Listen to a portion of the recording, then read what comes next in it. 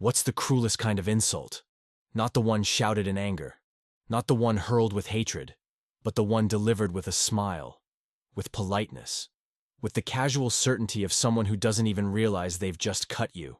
For Maria Santos, that moment came on a Tuesday afternoon in Singapore. She was 34, a senior software engineer, sitting in a gleaming conference room with colleagues from Australia, the UK, and the US. The project was behind schedule, and tensions were high.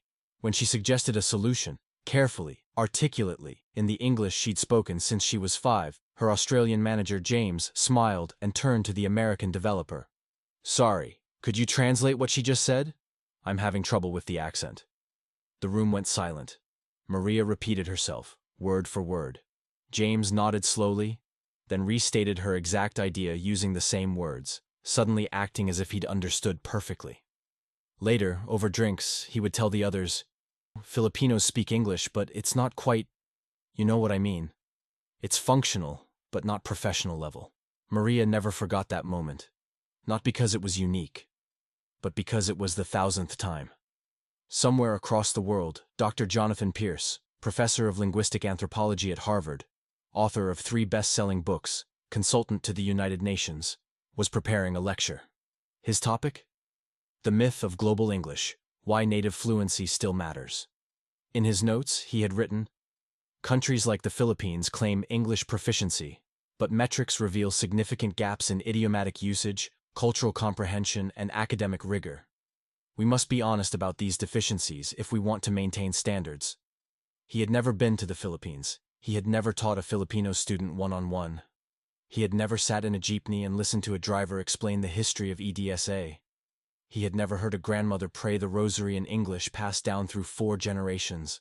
But he was certain, absolutely certain, until the day he wasn't. The email came from Dr. Leonora Reyes, Dean of the College of Education at the University of the Philippines. She had read his book. She disagreed with almost everything in it, and she wanted him to come to Manila. "Professor Pierce," she wrote, "I invite you not to lecture, but to listen. Come and tell us we are wrong to our faces." Colleagues advised him not to go. "It's a trap," they said. "They'll try to embarrass you."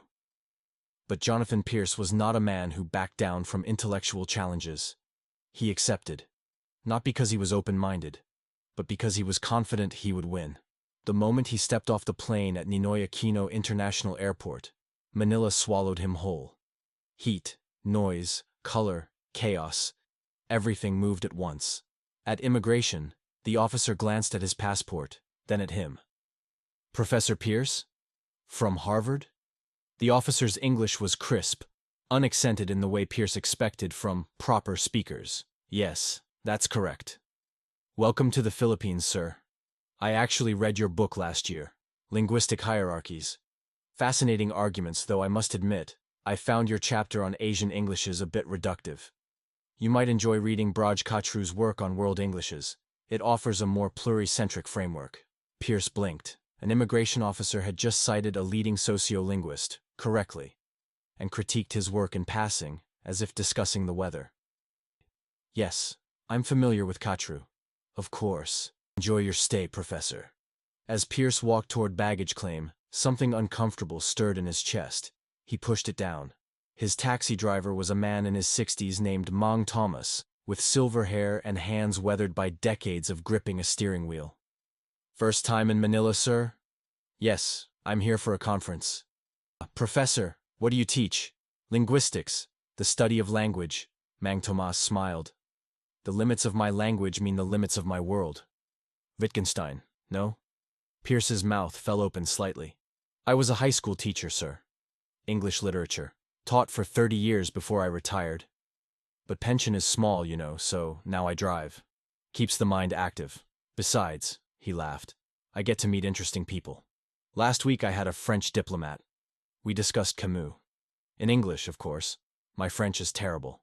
For the next 40 minutes, as they crawled through Manila traffic, Mang Thomas spoke about Orwell, Achebe, and Chimamanda Adichie. He quoted Hamlet. He made a joke in iambic pentameter. And Professor Jonathan Pierce, for the first time in his career, sat silently, listening to a taxi driver dismantle every assumption he'd built his reputation on. The next morning, Pierce wandered into a public market near his hotel. He wanted to see real Manila, he told himself. The unpolished version. At a fruit stall, a young woman, no older than 25, was juggling customers. A Korean tourist asked about mangoes in broken English. She responded in simple, clear sentences. A British expat wanted directions. She switched to a more neutral accent, fluid and unforced. Then an elderly American couple approached. "Excuse me, miss. We're looking for authentic Filipino snacks, something with, cultural significance." The vendor smiled. "Certainly. May I suggest kakanin? That's our traditional rice cakes. Suman is wrapped in banana leaves, symbolizing our agricultural roots. Bibingka is often made during Christmas, representing communal celebration. And puto bumbong is specifically tied to simbang gabi, our dawn masses. Each one tells a story of region, season, and memory." The couple was delighted. They bought 6 items. Pierce approached her after they left. "That was very well explained."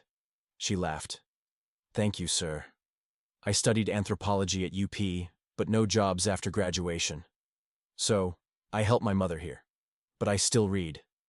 Keeps the brain awake, no?" "You studied anthropology? At UP?" "Yes, sir. I wrote my thesis on language and identity in post-colonial societies. Actually," she grinned, "I cited your book. Chapter 4. He felt dizzy. "You cited my book?" "Yes. I disagreed with parts of it, but it was useful for framing the debate." She handed him a mango. "On the house, Professor." Welcome to Manila. The conference was held at a university auditorium packed with teachers, students, and policymakers. Pierce was the keynote speaker. He began his lecture as planned. Confident, articulate, authoritative. English, as a global language, requires standards. We cannot dilute it with regional variations that obscure meaning and reduce academic rigor. In many countries, a hand shot up. "Yes?" A woman in her 50s stood. She wore a simple blouse and glasses. Her name tag read, Lilia Mercado, public school teacher, Tondo. "Professor Pierce, you say we dilute English. But may I ask, who gave you the authority to define it?" The room fell silent. Well, linguistic standards are established by usage. Academic consensus in Boston, Oxford, but not in Lagos, Karachi, or Manila. Sir, with respect, you speak of English as if it were a museum artifact. But language is alive. It changes. It adapts. It belongs to those who use it. My students come from families who live on $2 a day. They study by candlelight. And when they write essays in English, they write about survival, hope, resilience. Are you telling me their English is less real than yours? Applause erupted. Pierce swallowed. That's not what Another hand. A young man, university student. "Professor, I read your book. You said Filipinos lack idiomatic fluency. But idioms are cultural. When my Lola says, bahala na, we don't translate it as come what may. We understand it in English as God will provide, or we'll face it when it comes. That's not a lack of fluency. That's bilingual cognition. That's mastery." More applause. Pierce looked at his notes. They felt like lies. After the conference, Dr. Reyes invited him to visit a school in Payatas, one of Manila's poorest communities. The school was small, concrete walls chipped, classrooms crowded. But the students' eyes were bright. A girl, no older than 12, stood to read her essay. Her uniform was faded. Her shoes had holes, but her voice was steady. She read about her father, an overseas worker in Saudi Arabia, who called once a month. She wrote about how English was the only language they shared anymore, because he'd forgotten some Tagalog, and she'd never learned Arabic. She wrote, "People say we don't speak real English, but English is the language of my father's love. It is the language of my mother's prayers. It is the language of my dreams. If that is not real, then what is?" When she finished, the room was silent. Pierce stood. His hands trembled. His throat tightened. His voice cracked. "I came here believing I was the expert, that I had something to teach you. But you have taught me more in 3 days than I have learned in 30 years. He paused, tears forming. "Your English is not less. It is more. It carries more weight, more history, more heart." 6 months later, Professor Jonathan Pierce stood before a packed auditorium at Harvard. Ladies and gentlemen, I stand before you to say something I have never said in my career. I was wrong.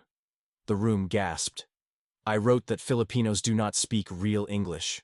I argued that proficiency required native intuition. I was wrong. English does not belong to England, or America, or Harvard. It belongs to the world. And nowhere is it more alive, more vibrant, more essential than in the Philippines. The applause was thunderous. But Pierce was not thinking of Harvard. He was thinking of Maria Santos, sitting in that conference room in Singapore. Of Mang Thomas, quoting Wittgenstein in traffic. Of the fruit vendor with a degree in anthropology. Of the girl with holes in her shoes and fire in her voice. The video of his confession went viral. Millions of Filipinos watched. Many cried. Not because they needed his validation, but because, for once, the world was forced to listen. And somewhere in Tondo, Lilia Mercado showed the video to her students. "See?" she said, smiling. "Your voice matters. It always has. What do you feel now? Share this story. Let the world hear what we've always known.